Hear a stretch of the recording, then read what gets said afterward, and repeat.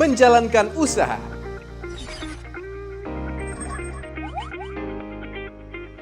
Setelah mendapatkan perizinan berusaha, maka pelaku usaha dapat memulai menjalankan usahanya.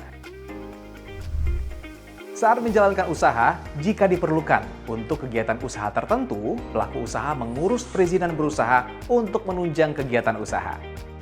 Perizinan berusaha untuk menunjang kegiatan usaha atau PB-UMKU merupakan perizinan yang diberikan kepada pelaku usaha untuk menunjang kegiatan usaha pada saat pelaksanaan tahap operasional atau komersial.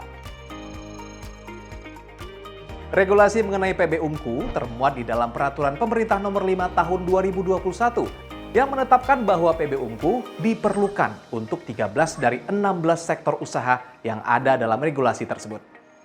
Berikut adalah contoh penerapan PB-UMKU untuk kegiatan usaha industri makanan dan masakan olahan.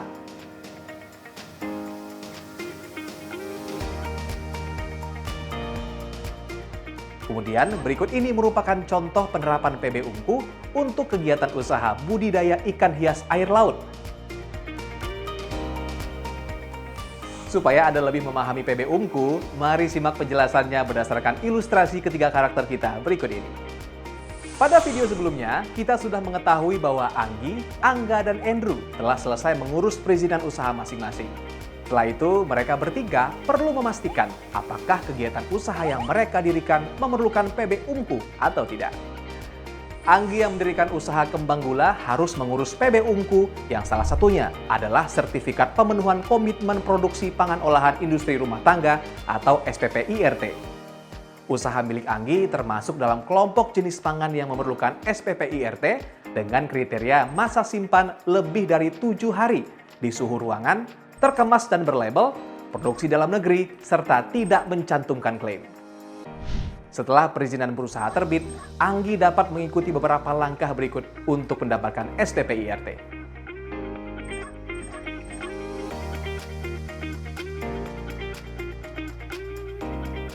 Kemudian ada Angga yang mendirikan usaha pengolahan dan pengawetan udang dalam kaleng.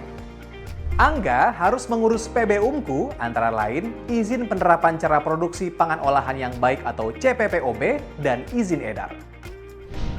Sedangkan untuk Andrew yang mendirikan usaha kurir tidak memiliki kewajiban untuk mengurus PB-UMKU.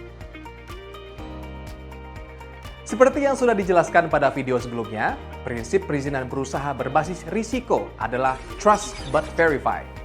Prinsip verify mengartikan bahwa dengan telah diberikannya kemudahan pemberian perizinan berusaha, pemerintah melaksanakan pengawasan. Pengawasan dilakukan untuk memastikan kegiatan usaha berjalan sesuai standar yang ditetapkan. Mekanisme pengawasan yang dilakukan pemerintah adalah pengawasan berbasis risiko. Pengawasan terhadap kegiatan usaha dilakukan dengan menetapkan frekuensi pengawasan berdasarkan tingkat risiko kegiatan usaha dan tingkat kepatuhan pelaku usaha. Semakin tinggi tingkat risiko suatu usaha, maka semakin tinggi frekuensi pengawasannya. Tingkat kepatuhan pelaku usaha dalam memenuhi standar usaha dapat menjadi pertimbangan pemerintah dalam penentuan frekuensi pengawasan. Jenis pengawasan kegiatan usaha dibagi menjadi dua, yaitu pengawasan rutin dan pengawasan insidental. Pengawasan rutin merupakan pengawasan yang diwujudkan dalam bentuk laporan secara berkala dan atau pelaksanaan inspeksi lapangan. Pengawasan rutin dilakukan secara terjadwal sesuai tingkat risiko kegiatan usaha dan mempertimbangkan tingkat kepatuhan pelaku usaha. Sedangkan pengawasan insidental merupakan pengawasan dalam bentuk inspeksi lapangan yang dilakukan berdasarkan pengaduan masyarakat atau kebutuhan pelaku usaha. Adapun substansi yang menjadi poin pengawasan adalah pemenuhan kepatuhan dalam hal tata ruang, lingkungan, bangunan gedung, standar kesehatan dan keselamatan kerja, standar usaha, standar produk, perkembangan usaha, serta kewajiban lainnya.